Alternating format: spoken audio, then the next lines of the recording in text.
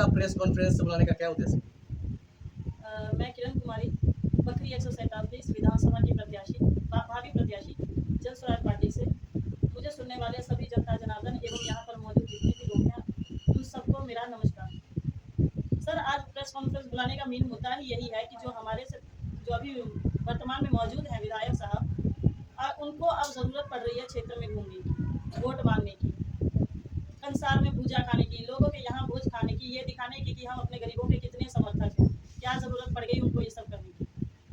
अभी मौजूदा हमारी जो सरकार है, उन्होंने जो काम किए हैं हमारे क्षेत्र को लेके, जैसे कि आयुष्मान कार्ड बनाना, प्राथमिक स्वास्थ्य केंद्र खोलना, तो उसमें हो क्या रहा है, प्राथमिक स्वास्थ्य केंद्र में प्राथमिक उपचार ही किए जा रहे हैं। आयुष्मान कार्ड से सिर्फ कुछ चिन्हित बीमारियों का ही इलाज किया जा रहा है। हमारे शिक्षा का स्तर जो गिरा हुआ है वो आप लोगों से छिपा हुआ नहीं है। उसे भी बेहतर बनाने के लिए मैं अपने कुछ विचार आपके साथ साझा करना चाहती हूँ।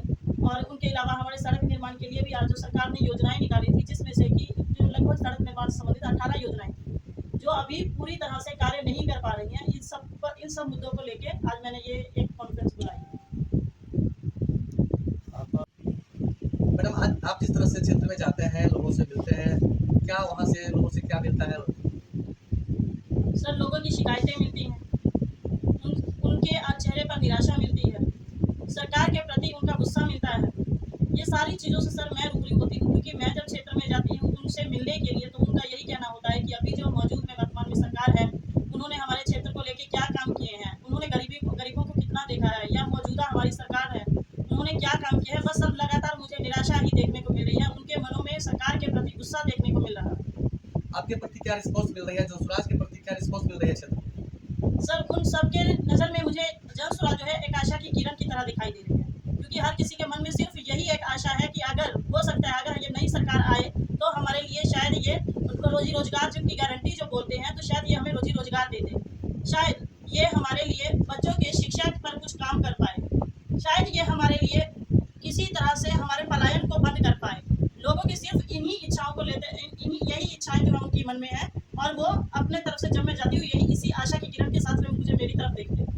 अच्छा मैडम, मेरा क्वेश्चन है कि आप एक शिक्षिका भी हैं, आप क्यों इसमें पार्टी ज्वाइन करके आप चुनाव लड़ना चाहते हैं? सर, अगर मैं शिक्षिका रहकर काम करूं तो मैं अपने पूरे जीवन काल में 25 से 30 हज़ार से ज़्यादा बच्चों पर मैं काम नहीं कर पाऊंगी, वो भी सिर्फ वही बच्चे जो मेरे संपर्क में आ पाएंगे, और सिर्फ एक सीमित स्तर तक के बच्चों को। लेकिन क्योंकि मुझे काम करना है मेरे सारे बच्चों के लिए, बिना किसी भेदभाव के, बिना किसी फीस के, बिना किसी चीज़ की, अगर मुझे काम करना है मुझे सारे बच्चों के लिए, क्योंकि मैं हालांकि पहले शिक्षिका हूँ, बच्चे मेरे लिए कहीं ना कहीं ज़्यादा अहमियत रखते हैं, क्योंकि बच्चे हमारे आने वाला भविष्य है। तो बच्चों का जो जीवन स्तर, अगर मैं उन्हें पढ़ा भी दूँ, पढ़ाई के बाद मुझे उन्हें रोजगार भी देना है। जो अभी मौजूद मैं जिन बच्चों को मोटिवेट करूंगी पढ़ने के लिए, आखिर हमें क्यों पढ़ना है, मुझे उनको ये भी मुद्दे देने, उन्हें कारण देना है पढ़ने का। तो इसीलिए सर, जो काम मैं शिक्षिका होकर नहीं कर सकती, शायद उससे बेहतर काम और मैं विधायक बन के कर पाऊंगी, इसी आशा से।